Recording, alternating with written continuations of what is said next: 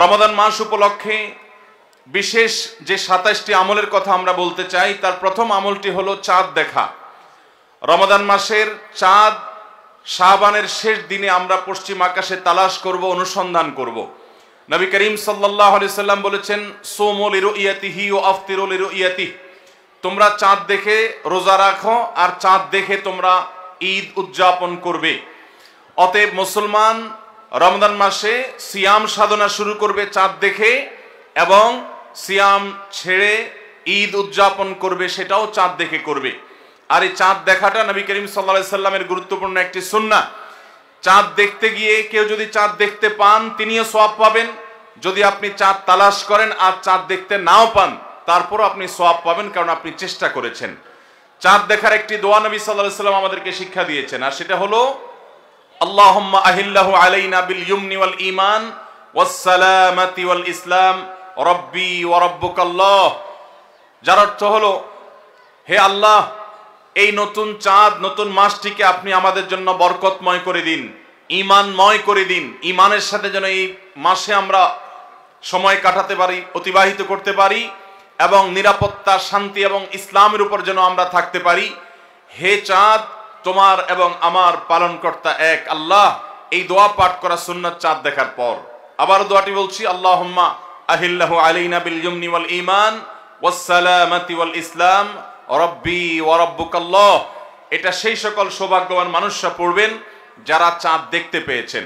অতএব রমাদানকে কেন্দ্র করে সর্বপ্রথম আমাদের যে আমলটি হবে তা হলো শাবানের শেষ দিবসে আমরা পশ্চিম আকাশে চাঁদ তালাশ করব ইনশাআল্লাহ। আজকাল আমরা বেশিরভাগ মানুষ চাঁদ তালাশ করি ফেসবুকে, সোশ্যাল মিডিয়াতে। আমরা ফেসবুক বা সোশ্যাল মিডিয়া থেকে নিউজ নিতেই পারি, কিন্তু আমার একজন মুসলমান হিসাবে কর্তব্য হলো আমি পশ্চিম আকাশে শাবানের শেষ দিবসে চাঁদ তালাশ করব। আমরা যদি চাঁদ তালাশ না করি, আমরা যদি চাঁদ না দেখি, তাহলে চাঁদ দেখা কমিটি কিভাবে তারা চাঁদ উঠার সংবাদ ঘোষণা করবে? অতএব চাঁদ দেখার যে আমল, সেটি আমাদের সমাজ থেকে যে বিলুপ্ত হয়ে গেছে, সে আমলটাকে আমাদের আবার পুনর্জীবন দিতে হবে। প্রতিটি পাড়ায় মহল্লায় আমরা আনন্দ উৎসবের সাথে রমাদানের চাঁদ তালাশ করব, এবং ঈদুল ফিতরের জন্য, অন্যান্য মাসের জন্য আমরা চাঁদ তালাশ করব। কেউ যদি চাঁদ না দেখে একটা এলাকাতে, তাহলে সবাই গুনাহগার হবে। কিছু না কিছু মানুষ অবশ্যই চাঁদ দেখতে হবে, তা না হলে ফরজে কিফায়া তরক করার গুনাহগার সবাইকে হতে হবে। অতএব রমজানের প্রথম আমল হলো শাবানের শেষ দিবসে আমরা পশ্চিম আকাশে সন্ধ্যায় চাঁদ তালাশ করব। চাঁদ দেখতে পেলে দোয়া করব, আর যদি চাঁদ দেখতে না পাই তবু আমি সওয়াব পাবো। আল্লাহ আমাদের সবাইকে আমলটা করার তৌফিক দান করুন। রমাদানের দ্বিতীয় আমল হলো সবচেয়ে গুরুত্বপূর্ণ আমল, সেটা হলো সিয়াম সাধনা, রোজা রাখা। প্রত্যেক প্রাপ্তবয়স্ক সুস্থ মস্তিষ্ক সম্পন্ন নারী এবং পুরুষ, তিনি যদি মুসলমান হয়ে থাকেন, তাহলে সেক্ষেত্রে তার উপরে আল্লাহ রাব্বুল আলামিন রমাদানের দিনের বেলায় রোজা রাখা, সিয়াম সাধনাকে ফরজ করেছেন। প্রত্যেক প্রাপ্তবয়স্ক মুসলিম নারী এবং পুরুষ যদি সুস্থ সবল হয়ে থাকেন, আল্লাহ রাব্বুল আলামিন এই ফরজটাকে পালন করতে হবে। আল্লাহ বলেছেন, কুতিবা আলাইকুমুস সিয়াম, তোমাদের উপরে রোজা রাখাটাকে ফরজ করা হয়েছে। অতএব রমজানের দিনের বেলা রোজা রাখা হলো রমজানের সবচেয়ে বড় আমল। এটা হলো দ্বিতীয় আমল বলেছি। নাম্বার 3, রমাদান মাস উপলক্ষে রাতের বেলা তারাবির নামাজ আদায় করা, এটা রমাদানের তৃতীয় আমল। নবী করিম সাল্লাল্লাহু আলাইহি সাল্লাম বলেছেন, মান কামা রমাদানা ঈমানান ওয়া ইহতিসাবা গুফিরা লাহু মা তাকাদ্দামা মিন যামবি। যে ব্যক্তি রমজান মাসে রাতে দাঁড়িয়ে ঈমানের সাথে, ইখলাসের সাথে আল্লাহর কাছ থেকে সওয়াব পাওয়ার আশায় তারাবির নামাজ পড়বে, তার পূর্বের সমস্ত গুনাহ খাতা মাফ করে দেওয়া হবে। মুহতারাম হাজিরিন, অতএব রমজানের এই তৃতীয় আমল তারাবির নামাজটাও আমাদেরকে সুন্দর করে ধীরস্থিরতার সাথে উত্তম রূপে আদায় করার চেষ্টা করতে হবে। এটা হলো রমজানের তৃতীয় আমল। মা বোনরা বাসা বাড়িতে নিজ জায়গায় এবং পুরুষরা মসজিদে জামাতের সাথে তারাবির নামাজ আদায় করার চেষ্টা করবেন। এই তারাবির সালাত, এটা হলো রমজানের তৃতীয় আমল। নাম্বার 4, রমজানের চতুর্থ আমল হলো সাহারি করা। আমরা অনেকে ইচ্ছাকৃতভাবে সাহারি করি না, হয়তো কখনো ভালো লাগে না সাহারি করতে, খাওয়ার রুচি থাকে না, আমরা সাহারি খাই না। সাহারি খাওয়া ছাড়াও যদি কেউ রোজা রাখে, রোজা হয়ে যাবে, কিন্তু সাহারি খেলে আপনার খাদ্য গ্রহণ হবে, পাশাপাশি আপনি সওয়াব লাভ করবেন। প্রতিদিনই আপনি খাবার খান, এই সমস্ত খাবার খাওয়াটা জায়েজ, এটার কারণে আপনার কোনো সওয়াব হবে না যদি আপনি সাধারণ ভাবে আপনি খাবার খান। কিন্তু আপনার নিয়ত যদি হয় ভোর রাতে খাবার গ্রহণ করছেন আপনি, কেন? রোজা রাখবেন সেজন্য। রোজার নিয়তে ভোর রাতে যে খাবার খাচ্ছেন, যেটাকে সাহারি বলা হয়, এই খাবারটা খেলে আপনার শুধু পেট ভরবে তা নয়, এর মাধ্যমে একটা সুন্নতের জিন্দা করার সওয়াব, একটা সুন্নতের আমল করার সওয়াব আপনার আমলনামায় লেখা হবে। নবী করিম সাল্লাল্লাহু আলাইহি সাল্লাম বলেছেন, তাসাহহারু ফাইন্না ফিস সাহুরি বারাকা, তোমরা সাহারি খাও, কারণ সাহারির খাবারের মধ্যে বরকত আছে। এই খাবারের মধ্যে বরকত আছে, এটার মধ্যে কল্যাণ আছে। এটা আমাদের আত্মিক বরকতের কারণ, এটা আমাদের শারীরিক বরকতের কারণ। এই জন্য রমাদান মাসে আমাদেরকে সাহারি খেতে হবে যথাসম্ভব। পেট ভরে খাওয়া কোনো জরুরি না, কিছু একটা মুখে দেন সাহারির নিয়তে, আপনি সওয়াব পেয়ে যাবেন। তাহলে 4 নম্বর আমল হলো সাহারি খাওয়া। 5 নম্বর আমল হলো সাহারিটা শেষের দিকে খাওয়া। এখনো অনেক মুরব্বীরা আছেন গ্রামাঞ্চলে, তারা মাঝরাতে সাহারি খেয়ে ফেলেন, 12টা 1টার দিকে সাহারি খেয়ে ফেলেন। সাহারি খাওয়ার জন্য সবচেয়ে উত্তম সময় হলো রাতের শেষ প্রহরের একেবারে শেষের দিকে। নবী করিম সাল্লাল্লাহু আলাইহি ওয়াসাল্লাম তিনি রমজানের রোজার জন্য সাহারি খেতেন, সাধারণ রোজার জন্য সাহারি খেতেন এত দেরি করে যে তার সাহারি খাওয়া শেষ হলে ফজরের ওয়াক্ত এবং ফজরের আজানের ওয়াক্ত শুরু হওয়ার আগে মাঝখানে 50টা আয়াত তেলাওয়াত করার মতো গ্যাপ তিনি রাখতেন।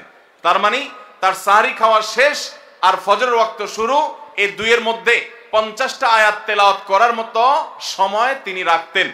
তার মানে আনুমানিক 20-25 মিনিট সময়, এতটুকু গ্যাপ তিনি রাখতেন তার সাহারি খাওয়ার পর। অতএব সাহারি শেষ সময় খাওয়া সুন্নত। এর মানে আবার এটা না যে মুয়াজ্জিনে আজান দিতে থাকবে ততক্ষণ পর্যন্ত, বা আজানের 10-20 সেকেন্ড আগ পর্যন্ত খেতে থাকবো, এটা সুন্নাহ নয়। সুন্নাহ হলো যে আজানের 20-25 মিনিট আগে কমপক্ষে 50টা আয়াত তেলাওয়াত করতে যে সময় লাগে, 20-25 মিনিট লাগে না, সাধারণত 10-15 মিনিটে 50টা আয়াত তেলাওয়াত করা যায়। তো এই পরিমাণ সময় অন্তত গ্যাপ দিয়ে তারপরে সাহারি খাওয়া। তাহলে শেষের দিকে সাহারি খাওয়া, এটা হলো রমাদানের 5 নম্বর আমল। আমরা অনেকে শেষের দিকে সাহারি খাই না, অনেক আগে খাই।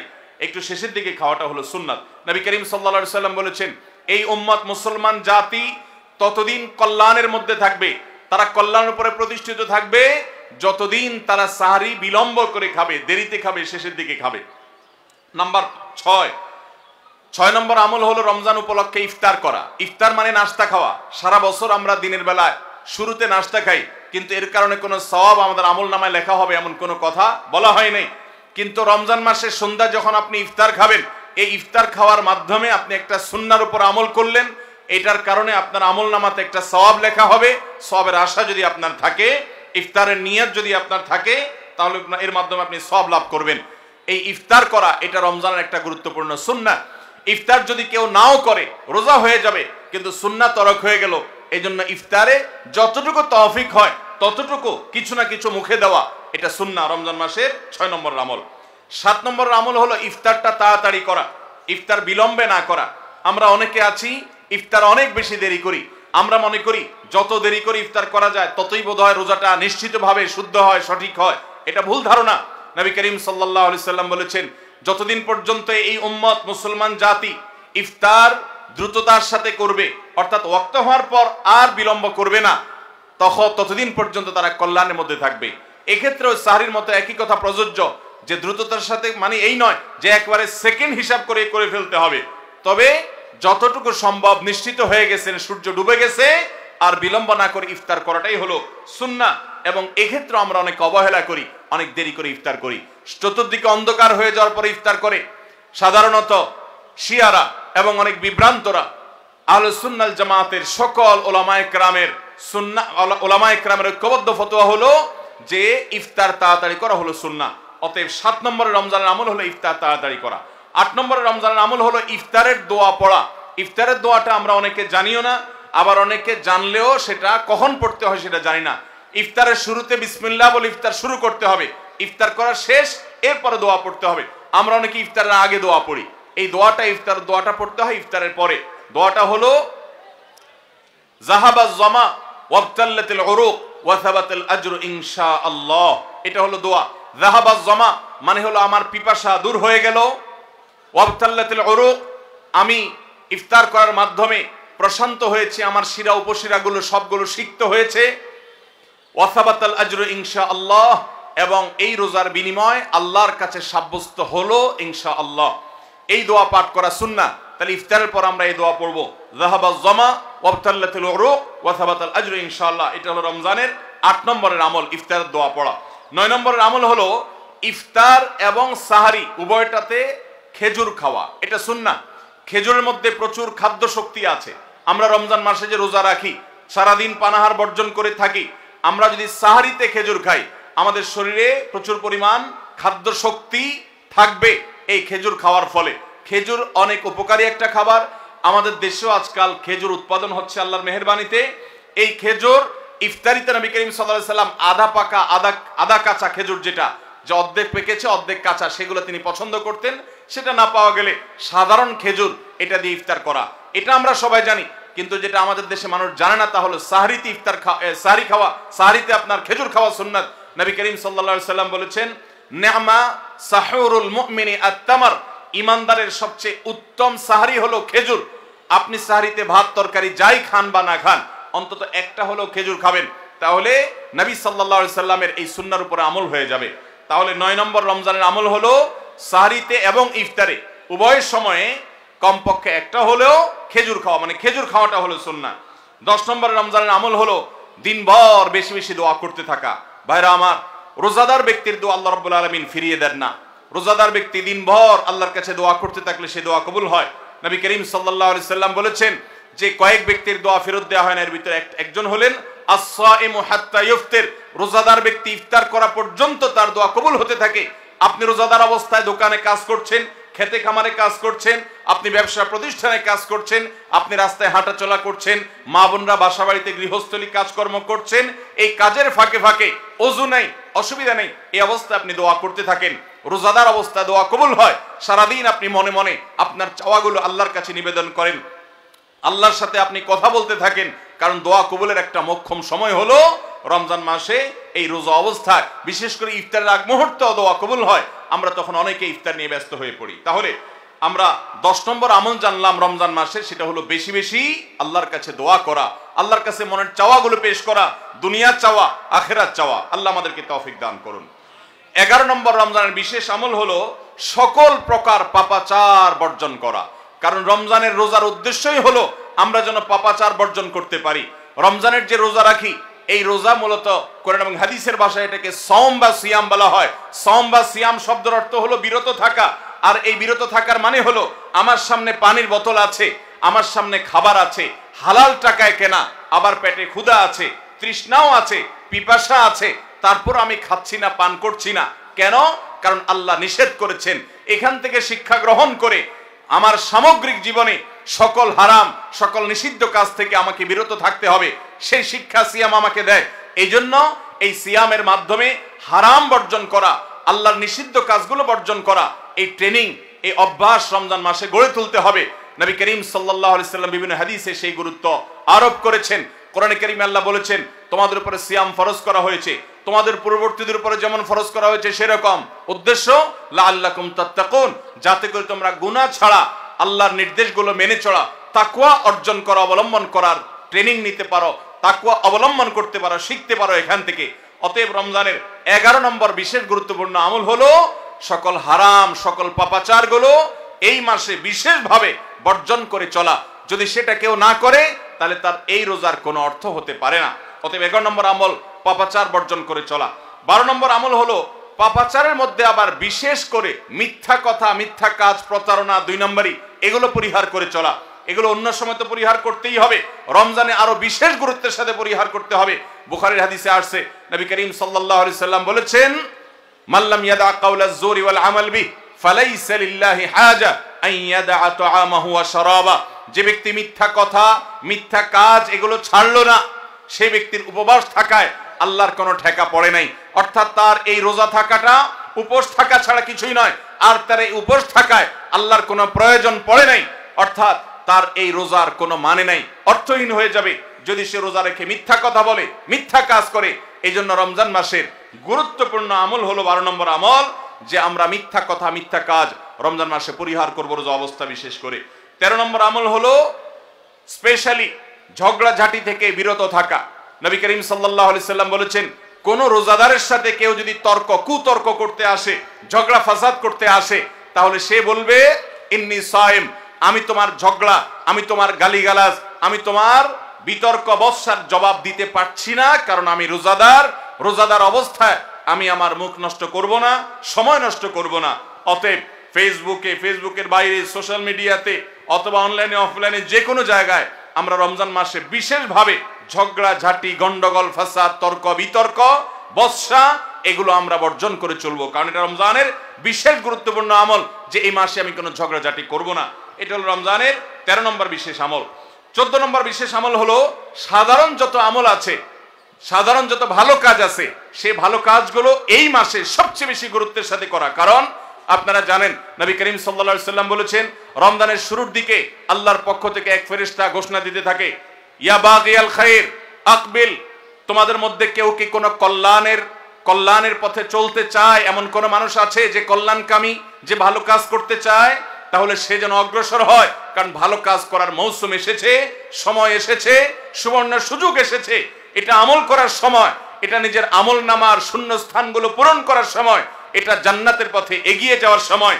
অতএব যত নেক আমল আছে, সেটা যেই ধরনেরই হোক না কেন, সকল ভালো কাজ সবচেয়ে বেশি করতে হবে এই রমজান মাসে।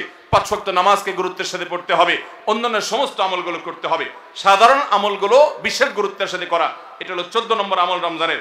15 নম্বর আমল হলো খুব গুরুত্বের সাথে ইস্তেগফার করা, আল্লাহর কাছে গুনাহ মাফ চাওয়া।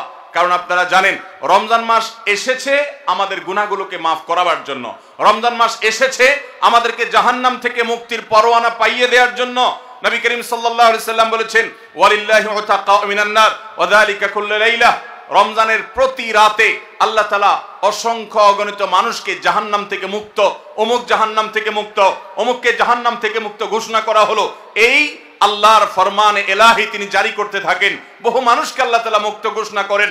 একজন ইমানদার বান্দা এই আল্লাহর তাআলার সাধারণ ক্ষমার অফার নেওয়ার জন্য তিনি চোখের পানি ফেলে দোয়া করবেন, তিনি বিভিন্ন সময় দোয়া করবেন, আল্লাহ রমজান মাস চলছে, এটা গুনাহ মাফ করানোর সময়, এটা গুনাহ মাফ করার সুবর্ণ সুযোগ, আপনি আমার গুনাহগুলো মাফ করে দিন, আমার ভুল ত্রুটি মাফ করে দিন, সারা বছর আমি অনেক পাপ করেছি, আল্লাহ আপনি আমাকে ক্ষমা করে দিন, আমার হিসেবে যত আমল নামাতে যত গুনাহ আছে সবগুলো আপনি ডিলিট করে দিন। আল্লাহর কাছে মাফ চাইতে হবে। নবী করিম সাল্লাল্লাহু আলাইহি সাল্লাম বলেছেন, জিবরিল এসে তার কাছে প্রস্তাব পেশ করেছেন আল্লাহর তরফ থেকে, বাউদামান আদরাকা রমাদান ওয়া লাম ইগফার লাহ, যে ব্যক্তি রমজান পেয়েছে অথচ তার গুনাহ মাফ হয় নাই, সে ধ্বংস হোক। নবী সাল্লাল্লাহু আলাইহি সাল্লাম আমিন বলেছেন। অতএব রমজান মাসে গুনাহ মাফ যদি আপনি করাতে না পারেন, তাহলে জিবরিলের বদদোয়া, নবী সাল্লাল্লাহু আলাইহি সাল্লামের বদদোয়া আপনার জন্য লাগবে। এই জন্য যেই কোনো মূল্যে রমজানের প্রতি রাতে প্রতিদিন চোখের পানি ফেলে একটু একটু করে হলে দোয়া করে আল্লাহর কাছে নিজের গুনাহগুলো মাফ করাইতে হবে। জাহান্নাম থেকে মুক্তির ঘোষণা আল্লাহর পক্ষ থেকে আদায় করে নিতে হবে। এর মাধ্যমে এটা হবে দোয়ার মাধ্যমে, রোনাজারির মাধ্যমে, কান্নাকাটির মাধ্যমে, চেষ্টার মাধ্যমে, আল্লাহর কাছে তওবা করার মাধ্যমে। আল্লাহ আমাদেরকে তৌফিক দান করুন। এটা হলো 15 নম্বর আমল, যে গুনাহগুলো মাফ করাবো, জাহান্নাম থেকে মুক্তির পরোয়ানা দেওয়া হয়, সেটি আমার নামটা যেন সেই তালিকায় যায়, সেই চেষ্টা আমরা করব প্রতিদিন। 16 নম্বর রমজানের বিশেষ আমল হলো রোজাদারকে ইফতার করানো। নবী করিম সাল্লাল্লাহু আলাইহি সাল্লাম বলেছেন, মান ফাত্তারা সাইমান ফালাহু মিথলু আজরিহি মিন গায়রি আন ইউনকাসা মিন আজরিহি শাইআ, যদি কেউ কোনো রোজাদারকে ইফতার করায়, আল্লাহ রাব্বুল আলামিন ওই রোজাদারের রোজার কারণে তিনি যে সওয়াব পেয়েছেন তারটা তিনি পাবেন, অতিরিক্ত বোনাস হিসেবে যেই লোকটা ইফতার করালো রোজাদারকে, আল্লাহ তাআলা তাকে সমপরিমাণ সওয়াব দান করবেন। ভাইরা আমার, আমরা রমজান মাসে কেউ চাইলেও 30টার বেশি রোজা রাখতে পারবো? 30টার বেশি রোজা রাখার কোনো সুযোগ আছে? ছোট পোলাপান আছে, তারা দিনে 2-3টা করে রাখে, কিন্তু প্রাপ্তবয়স্ক কোনো মানুষ রমজান মাসে দিনের বেলায় একটা বেশি রোজা রাখার সুযোগ আছে? 30টা বেশি আমরা রাখতে পারবো না। কিন্তু যদি আপনি চান আপনার আমল নামায় 60টা রোজার সওয়াব লেখা হবে, তাহলে সম্ভব। আর সেটা কিভাবে? আপনি 30টা রোজা নিজে রাখলেন, আর 30 দিন একজন রোজাদারকে ইফতার করালে তার রোজা রাখার সমপরিমাণ সওয়াব আপনার অ্যাকাউন্টে জমা হয়ে যাবে। তাহলে আমরা রোজাদারকে ইফতার করাবো তো ইনশাআল্লাহ। আপনার আশেপাশে বহু গরিব মানুষ আছে, দ্রব্যমূল্যের ঊর্ধ্বগতির এই বাজারে আপনি সারা মাসের ইফতার তার বাসা কিনে পাঠায় দেন, আপনি প্রতিদিন একটু ইফতার একটু প্লেটে করে পাঠায় দেন। আপনি কোনো পথচারী পথে হয়তো ইফতারের সময় হয়ে গেছে, বাসায় যেতে পারে না, গাড়িতে আছে, একটু পানির বোতল একটু খেজুর কিনে তাদেরকে দিয়ে দেন। সামান্য একটু প্রচেষ্টা বিপুল পরিমাণ সওয়াব আমাদের পাওয়ার সুযোগ তৈরি হবে। এই জন্য রমজানের বিশেষ আমল হলো 16 নম্বর আমল, রমজানে রোজাদারকে ইফতার করানোর চেষ্টা করবো তো ইনশাআল্লাহ। 17 নম্বর রমজানের স্পেশাল আমল হলো যে রমজানে বিশেষ গুরুত্বের সাথে কোরআন তেলাওয়াত করা। কারণ রমজান মাসের পরিচয় দিতে গিয়ে আল্লাহ তাআলা কোরআনে বলেছেন শাহরু রমাদান আল্লাযী উনজিলা ফীহিল কুরআন, রমজান এমন মাস যে মাসে কোরআন নাজিল করা হয়েছে। এই কোরআন দিয়ে রমজানকে আল্লাহ পরিচয় দিয়েছেন, রমজান মাসের মর্যাদাই হয়েছে কোরআনের কারণে। এই জন্য কোরআনের সাথে রমজানে বেশি সময় কাটাতে হবে। কোরআনের হালাকা করবেন, কোরআনের মজলিস করবেন, কোরআন শিক্ষার আসর করবেন, ইমাম সাহেব মুয়াজ্জিন সাহেবকে দিয়ে প্রতিটা মসজিদে মসজিদে মুসল্লিরা কোরআন শুদ্ধ করবেন, বিশুদ্ধ করে তেলাওয়াত করবেন, কোরআন প্রতিদিন একটু একটু করে তেলাওয়াত করবেন। সম্ভব হলে গোটা রমজানে কমপক্ষে একটা বার কোরআন পড়ে শেষ করবেন। তারাবিতে তো শুনবেনই, এর বাইরেও কোরআন তেলাওয়াত করবেন। অনেকে আছে 11 মাস কোরআন পড়ার তৌফিক হয় না, আল্লাহর ওয়াস্তে কোরআন নাজিলের এই মাসে অন্তত কোরআনটাকে আঁকড়ে ধরেন। ও মুসলমান, কোরআন যদি আঁকড়ে না ধরেন তাহলে আপনার চাইতে হতভাগা আর কেউ নেই। এই জন্য কোরআন নাজিল মাসে বিশেষ গুরুত্বের সাথে আমাদেরকে 17 নম্বর আমল কোরআন তেলাওয়াত করতে হবে। 18 নম্বর আমল হলো কোরআন তেলাওয়াত করার আমল। আমরা সবাই জানি, কিন্তু কোরআন রমজান মাসে নবী করিম সাল্লাল্লাহু আলাইহি ওয়াসাল্লাম শোনাশুনি করতেন, এটা আমরা অনেকে জানি না। জিবরিল আলাইহিস সালামের সাথে নবী করিম সাল্লাল্লাহু আলাইহি ওয়াসাল্লাম কোরআন শোনাশুনি করতেন। তিনি জিবরিলকে শোনাতেন, জিবরিল তাকে শোনাতেন। এই জন্য রমজান মাসে আপনি কোরআন তেলাওয়াত করে আপনার স্ত্রীকে শোনান, স্ত্রী তেলাওয়াত করবে, আপনি শুনেন, আপনি অন্য কারোর সাথে এভাবে শোনাশুনি করেন। এইটাও রমজান মাসের বিশেষ গুরুত্বপূর্ণ আমল। সেই সাথে কোরআন বুঝে পড়া, কোরআনের ব্যাখ্যা জানার চেষ্টা করা, অর্থ সহকারে জানার চেষ্টা করা, কোরআনের কি আছে, আল্লাহ কি বলেছেন, সে ইলমটা অর্জন করার এক বিরাট প্রয়োজনীয় সময় মুহূর্ত হলো রমজান মাস। 18 নম্বর আমল হলো তাহলে কোরআন শোনাশুনি করা। 19 নম্বর আমল হলো সাদাকা করা, দান করা। আমাদের প্রিয় নবী সাল্লাল্লাহু আলাইহি ওয়াসাল্লাম সম্পর্কে তার সহধর্মিনী উম্মুল মুমিনিন আয়েশা রাদিয়াল্লাহু তাআলা আনহা বলেছেন, নবী সাল্লাল্লাহু আলাইহি ওয়াসাল্লাম এমনিতেই দানশীল ছিলেন। তিনি সারা বছর প্রচুর পরিমাণে দান করতেন, কিন্তু রমজান যখন শুরু হতো তখন তিনি সবচেয়ে বেশি বদান্য, সবচেয়ে বেশি দানশীল হয়ে পড়তেন। তার দানশীলতা এত বেড়ে যেত যে মুক্ত বাতাস যেরকম সব জায়গায় পৌঁছে যায়, যে জায়গায় মানুষ চায় দরজা খুলে রাখে সেখানেও যায়, কোন একটা ফাঁক ফোকর পেলে সেই জায়গায়ও মুক্ত বাতাস প্রবেশ করে। নবী সাল্লাল্লাহু আলাইহি ওয়াসাল্লামের রমজানের দানটা এরকম ছিল যে চায় তাকেও দিতেন, যে চায় না তাকেও দিতেন। তিনি দুই হাতে দিতেন। তিনি অনেক বেশি সম্পদশালী ছিলেন না, কিন্তু যেটুকু ছিল অকাতরে তিনি দান করতেন। আমাদের আয়েশা রাদিয়াল্লাহু তাআলা হাদিস থেকে বোঝা যায় রমজান মাস দানের মাস। এই জন্য নবীজি বছরের অন্য যে কোনো সময় চাইতে রমজানে বেশি বেশি দান করতেন। আপনার আত্মীয় স্বজনকে দান করেন, রক্ত সম্পর্কীয় মানুষগুলোকে দান করেন, পাড়া প্রতিবেশীর অভাবী মানুষদেরকে দান করেন, চেনা অচেনা, জানা অজানা সমস্ত মানুষকে আপনার সাধ্য অনুযায়ী আপনি দান করা শুরু করেন। এটা রমজান মাসের গুরুত্বপূর্ণ একটা আমল। এবং 19 নম্বর আমল দান করা। 20 নম্বর আমল হলো সাহরি খেতে আমরা যখন উঠি তখন একটু তাহাজ্জুদের নামাজ পড়া, একটু দোয়া করা। এই সুযোগটা 11 মাস আমাদের হয় না। তাহাজ্জুদের নামাজ এত গুরুত্বপূর্ণ যে কোরআনে কারিমে আল্লাহ রাব্বুল আলামিন এই নফল আমলের নির্দেশ করেছেন, অমিনাল লাইলি ফাতাহাজ্জাদ বিহি নাফিলাতাল লাক, রাতের কিছু অংশ নফল হিসাবে তুমি তাহাজ্জুদ পড়ো। ভাইরা আমার, 5 ওয়াক্ত নামাজের জন্য ডাকে মুয়াজ্জিন আজানের মাধ্যমে, আর তাহাজ্জুদের জন্য ডাকেন স্বয়ং আল্লাহ রাব্বুল আলামিন। আমরা সবাই হাদিস জানি, নবী করিম সাল্লাল্লাহু আলাইহি ওয়াসাল্লাম বলেছেন যে রাতের শেষ প্রহর যখন হয় আল্লাহ দুনিয়ার আসমানে এসে ডেকে ডেকে বান্দাদেরকে বলেন, আলা মিন মুস্তাগফিরিন ফাগফিরাল্লাহ, আছো যে তোমরা কেউ ক্ষমা চাইবা আমি ক্ষমা করব। অফার নিয়ে আল্লাহ নিজে ডাকেন, আল্লাহ নিজে আহ্বান করেন। এই জন্য ভাইরা আমার, তাহাজ্জুদের নামাজ 12 মাস আমরা পড়তে পারি, 11 মাস আমরা পড়তে পারি না, কারণ আমাদের কাজে কামে ব্যস্ততা, রাতে দেরিতে শোয়ার বদভ্যাস। আমরা চাইলেও তাহাজ্জুদ পড়তে পারি না, ফজর পড়তেই কষ্ট হয় অনেকের। কিন্তু রমজান মাসে তো সাহরি খেতে আপনি উঠেন, আপনি একটু চেষ্টা করলে 10টা মিনিট সময় বের করেন, সাহরি খাওয়ার পরে বা আগে 10টা মিনিট নিরিবিলি 2-4 রাকাত নামাজ পড়েন, সময় নিয়ে আস্তে আস্তে ধীরে ধীরে সিজদা গিয়ে একটু চোখের পানি ফেলেন, একটু দোয়া করেন, মনের চাওয়াগুলো নিবেদন করেন। এই সুযোগটা রমজানে বিশাল বড় সুযোগ। আমরা অনেকেই এটা মিস করি, শুধু সাহরি খেয়ে আমরা সময় পার করি। আমাদের অনেক যুবকরা, অনেক তরুণরা আজকাল সাহরি পার্টি বের করেছে। ভোর রাতে যখন দোয়া কবুল হয় এই সময়টাতে কপাল পোড়ারা রেস্টুরেন্টে গিয়ে সাহরি পার্টি করে, আনন্দ উৎসব করে, ফুর্তি করে। এটা কোনো এনজয় করার সময় নয়, এটা কাদার সময়, এটা সেজদা পড়ার সময়, এটা রেস্টুরেন্টে যাওয়ার সময় নয়, এটা আলো ঝলমলে কোনো রেস্টুরেন্টে বসার সময় নয়, এটা আলো আধারিতে আল্লাহর কাছে, রবের কাছে ফরিয়াদ করার সময়। তৌফিক দান করুন ভাইরা আমার। তাহলে রমজানের 20 নম্বর আমল হলো তাহাজ্জুদের নামাজ সাহরিতে উঠলে আমরা একটু পড়বো এবং একটু একটু দোয়া করব, চেষ্টা করবো তো ইনশাআল্লাহ। ভোর রাতের দোয়া 24 ঘন্টার ভিতরে সবচেয়ে মূল্যবান দোয়া, আল্লাহর সবচেয়ে নিকটে যে বান্দা দোয়া করতে পারে ভোর রাতে তাহাজ্জুদের সময়। এই সুযোগটা রমজানে তৈরি হয়, আমরা সবাই এই সুযোগটা গ্রহণ করবো। 20 নম্বর আমল। 21 নম্বর আমল হলো আল্লাহ যাদেরকে সামর্থ্য দিয়েছেন তারা উমরা করবেন। রমজানে উমরার ফজিলত হলো, নবী করিম সাল্লাল্লাহু আলাইহি সাল্লাম বলেছেন, উমরাতুন ফি রমাদান তা'দিলু হাজ্জা। রমজানের একটা উমরা একটা হজের সমতুল্য। অন্য হাদিসে আসছে নবীজি বলেছেন, উমরাতুন ফি রমাদান তা'দিলু হাজ্জাতাম মাই। রমজানে একটা উমরা হলো নবী করিম সাল্লাল্লাহু আলাইহি সাল্লামের সাথে হজ করার সমান সওয়াব। অতএব যাদের তৌফিক আছে তারা উমরা করবে। 21 নম্বর আমল।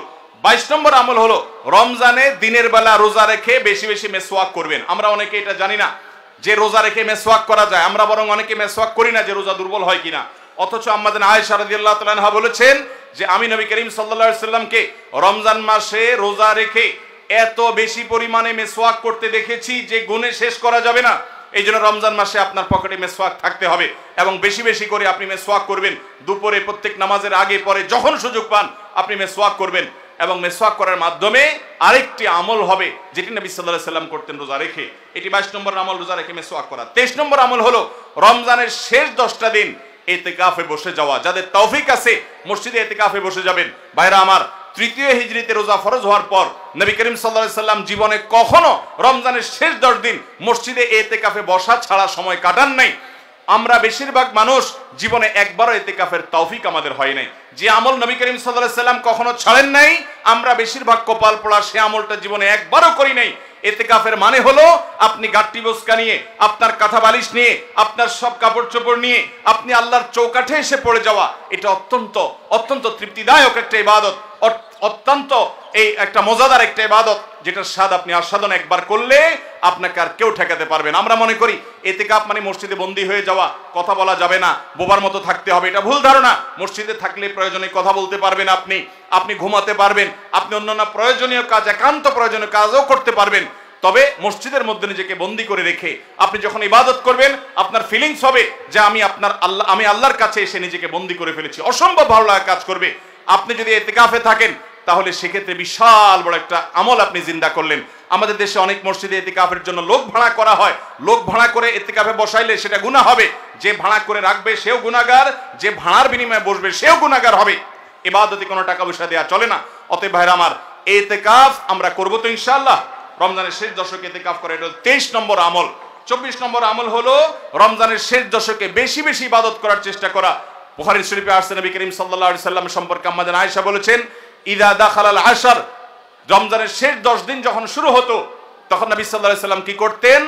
আইকাজ আহিয়া লাইলা, সারা রাত আর ঘুমাতেন না। শেষ 10 দিন সারা রাত ঘুমাতেন না। ওয়াসাদ্দা মিযজারা, কোমর বেঁধে নিতেন। ওয়াইকাযা আহলা, এবং তার পরিবারকে তিনি জাগিয়ে তুলতেন। আরেক হাদিসে আসছে নবী সাল্লাল্লাহু আলাইহি সাল্লাম বলেছেন, কারণ নবী সাল্লাল্লাহু আলাইহি ওয়াসাল্লাম ইযা দাখালাল আশর ইয়াজতাহিদু ফীহি মা লা ইয়াজতাহিদু ফী গায়রি। নবীজির জীবনে কখনো ইবাদতের জন্য এত চেষ্টা করতেন না যত চেষ্টা করতেন রমজানের শেষ দশকে ইবাদতের জন্য। আমাদের দেশে দেখবেন রমজানের প্রথম 10 দিন মসজিদ পূরণ হয়ে, মসজিদের বারান্দা ফিল আপ হয়ে, বাহিরেও মুসল্লি হয়, সেখানে চাটাই এবং কার্পেট বিছানো লাগে। কিন্তু দ্বিতীয় দশক আসলে আস্তে আস্তে বাহিরে মুসল্লি হাওয়া হয়ে যায়, আস্তে আস্তে চাটাই উঠে যায়, মসজিদের ভিতরে মুসল্লি চলে আসে। শেষের 10 দিন হলে একেবারে মূল মুসল্লি। 24 নম্বর আমল হলো শেষ দশক বিশেষভাবে ইবাদতবন্দি করা। 25 নম্বর আমল হলো লাইলাতুল কদর তালাশ করা। নবী করিম সাল্লাল্লাহু আলাইহি সাল্লাম বলেছেন, তাহাররু লাইলাতুল কদর ফিল ভিতরি মিনাল আশরিল আওয়াখির মিন রমাদান। তোমরা রমজানের শেষ দশকের বেজোড় রাতগুলোতে লাইলাতুল কদর বেশি বেশি করে তালাশ করো। বেজোড় রাতগুলোতে বেশি বেশি, শেষ দশকের প্রত্যেক রাতেই জেগে জেগে ইবাদত করা কদর হতে পারে সে আশায়। কদরের একটা রাত যদি ইবাদত করতে পারেন আপনি, তাহলে 1000 মাস ইবাদতের চাইতে বেশি উত্তম হবে, আপনার আমলনামাতে সওয়াব বেশি জমা হবে। এই জন্য কদরের রাতে ইবাদতের চেষ্টা করা। সারা বছরের শ্রেষ্ঠ রাত হলো কদরের রাত। কোরআন নাজিল হয়েছে এই কদরের রাতে। অতএব কদর রাত পাওয়ার জন্য শেষ দশকের প্রত্যেকটা রাতে, প্রত্যেকটা না পারলে অন্তত বেজোড় 21, 23, 25, 27, 29 এই রাতগুলোতে ইবাদত করবো। আল্লাহ আমাদেরকে তৌফিক দান করুন। তাহলে 25 নম্বর আমল হলো লাইলাতুল কদর তালাশ করা। শেষ দশকের সবগুলো রাতে, সম্ভব না হলে বেজোড় রাতে। আল্লাহ আমাদেরকে তৌফিক দান করুন। আর 26 নম্বর আমল হলো লাইলাতুল কদর যদি আমরা পেয়ে যাই, মনে হয় যে এটা লাইলাতুল কদর হতে পারে, তাহলে একটা বিশেষ দোয়া পড়া। দোয়াটা হলো আল্লাহুম্মা ইন্নাকা আফুউন তুহিব্বুল আফওয়া ফাআফু আন্নি। হে আল্লাহ, আপনি ক্ষমাশীল, আপনি ক্ষমা করতে ভালোবাসেন, পছন্দ করেন, আপনি আমাকে ক্ষমা করুন। এই দোয়াটা পড়বো তো ইনশাআল্লাহ। আল্লাহুম্মা ইন্নাকা আফুউন, বড় বড় অর্থবহ একটা দোয়া, বড় মজাদার একটা দোয়া। আল্লাহুম্মা ইন্নাকা আফুউন, আল্লাহ আপনি তো ক্ষমাশীল, তুহিব্বুল আফওয়া ক্ষমা করতে পছন্দ করেন, ফাআফু